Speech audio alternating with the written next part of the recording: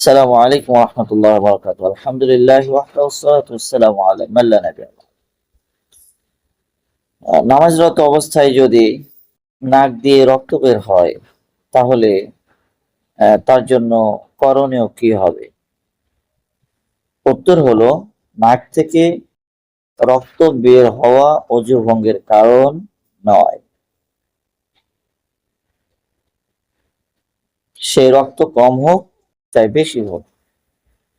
অনুরূপভাবে পেশাব পায়খানার রাস্তা ছাড়া শরীরের অন্য যে কোনো স্থান থেকে কোনো কিছু যদি বের হয় তাতে অজু ভঙ্গ হয় না। যেমন কেউ যদি বমি করে অথবা কারো শরীর থেকে যদি পুঁজ বের হয় তাতে অজু ভঙ্গ হবে না, সেটা যত বেশি হোক অথবা কম হোক। কেননা এগুলো ব্যাপারে নবী করিম সাল্লাল্লাহু আলাইহি ওয়াসাল্লাম থেকে কোনো সহিহ হাদিস প্রমাণিত হয়নি। আসল হচ্ছে পবিত্রতা। এই পবিত্রতা প্রমাণিত হয়েছে শরঈ দলিলের ভিত্তিতে।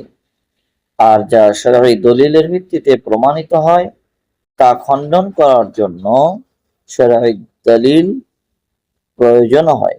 কিন্তু দুটি রাস্তা ব্যতীত আহ, শরীরের অন্য স্থান থেকে যে কোনো স্থান থেকে কোনো কিছু বের হলে অজু ভঙ্গের কারণ হিসাবে বিবেচিত হবে না, কারণ এগুলোর শরঈ কোনো দলিল নেই।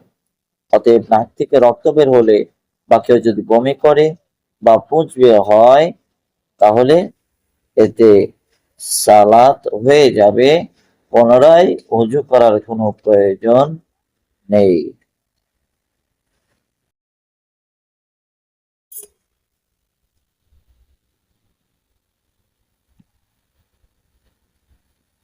এখন নামাজরত অবস্থায় যদি রক্ত চলে আসে তখন সে সালাত ছেড়ে দিয়ে এটা বন্ধ করার জন্য যে কোনো প্রকার চেষ্টা সে করতে পারে।